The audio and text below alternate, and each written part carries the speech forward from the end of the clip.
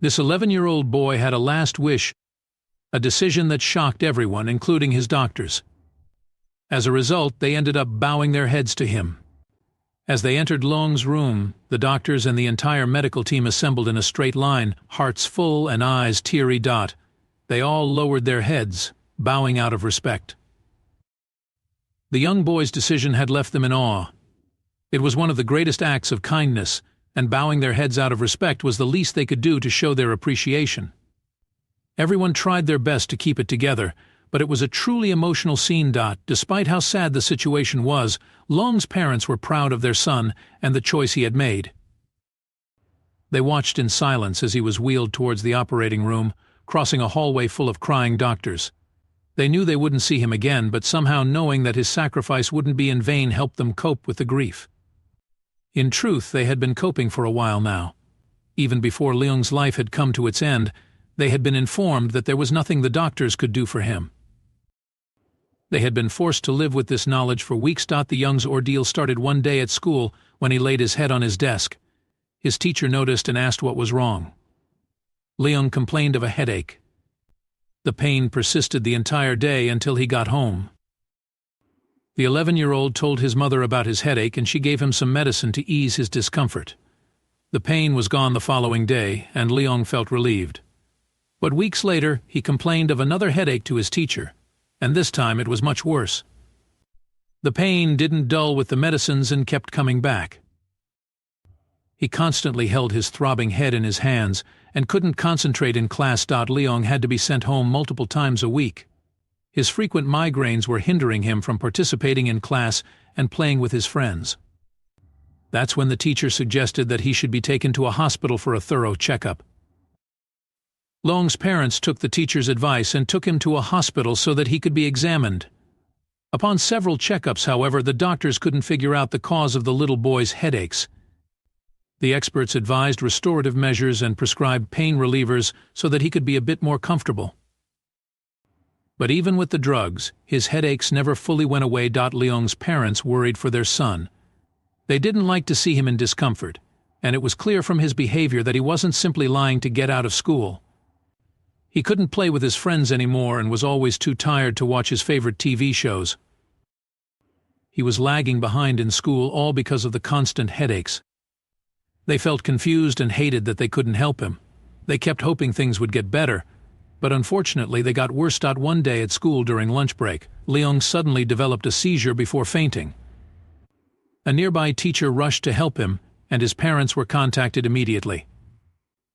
After Leung was taken to the hospital, the doctors were in a state of confusion.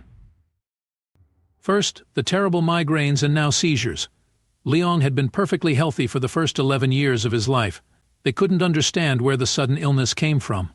The doctors decided to conduct a series of tests to find out the root of Leung's headaches and seizures. Unfortunately, the results were heartbreaking. The doctors revealed that the boy had a brain tumor that was pressing on the organ and causing the migraines and seizures. His parents were dumbfounded and felt like their whole world was falling apart. The doctors advised that Leung should be admitted to the hospital immediately or things could get even worse. They walked them back to Leung's room and advised them to tell the truth. The boy was young but deserved to know what was going on with his body. His parents didn't know how to break the news to him. They tried to put on a brave face as they entered his room, but Leung could tell that something was off. As they moved closer to his bedside, Leung had another seizure, and the head doctor asked the parents to leave while he handled the situation. The boy was admitted immediately after that, and with the doctor's help, his parents explained what was wrong with him. His mother sobbed softly by his side, but he took her hand and smiled slightly. He hated to see her upset. Although the news was devastating, Leung took it quite well. He had learned at school what it meant to have cancer, and he knew that sometimes the doctors could save their patients. He hoped that this would be the case for him too and vowed to fight until his last breath. But as the weeks passed, the seizures became more frequent, and the doctor explained that the tumor was increasing in size. He also told the parents that Leung had a very little chance of survival as the cancer was progressing at a fast rate. It wasn't pleasant news, but they needed to be prepared for the worst because it would come sooner than later. At the hospital one evening, his mother noticed that Long was a bit gloomy. When she questioned him, he mentioned how much he missed his friends.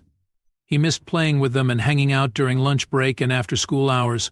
Her heart broke for him, and the next day she asked Leong's teachers if some of his friends could visit him. She immediately contacted the other parents and organized a surprise visit. Leong was shocked when his friends came through the door and jumped on his bed. The smile on his face warmed his mother's heart. She was glad that she could make him happy, if only for a day. The kids played with Leong and told him everything he had missed. They made jokes and laughed amongst themselves, almost as if no time had passed since the last time they'd been together in class. After they left, Leong's parents checked back in with him.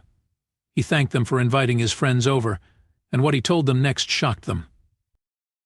Leong had made a decision earlier on, a decision that he'd been thinking about for a while now. It was a wish that he hoped would be granted in the event of his passing. His mother still held out hope that her son could be saved.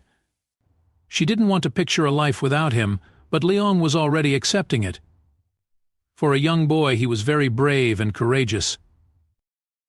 The family hugged one another after Leong told them his wish, and his parents promised to grant it when and if the time came. They were all sobbing when the doctor walked in to check in on Leong. He asked if there was anything wrong, but his mother quickly wiped her tears and replied that everything was good. Although the doctor wanted to push further, wondering if their reaction had anything to do with Leong's health, he thought against it and dropped it. Unfortunately, the tumor progressed rapidly as time went on, and Leong slowly became a shadow of his former self. The location of the tumor, coupled with how fast it was growing, caused some damage in his brain tissue. As a result, his memory became affected, and his speech and motor skills followed soon after. The doctor was forced to inform the family that things would only get worse. Unfortunately, all hope was lost. The days went by slowly, and one afternoon, Leong suffered a cardiac arrest that caused him to slip into a coma. It was the beginning of the end and quite painful to witness. Leong never woke up from his coma, and after thorough examination, the doctors had to declare him brain dead. Although his body was still on life support, Long was long gone. His parents kissed his forehead before they decided to speak to the doctors. They knew that it was time to fulfill their son's last wish. When Long's parents revealed what their child had asked of them, the doctors felt a mix of emotions. They were heartbroken, grateful and thankful to the brave 11-year-old boy who had faced death head-on, only thinking about the legacy he would leave behind. In fact, Long's last wish was to donate his organs to people who might need them. That day, while they bowed in the hospital corridor, the doctors were reminded that not all heroes wear capes, and that some of them are no more than children. What a heartbreaking story. What do you think about organ donation? Do you know other people who made this ultimate sacrifice?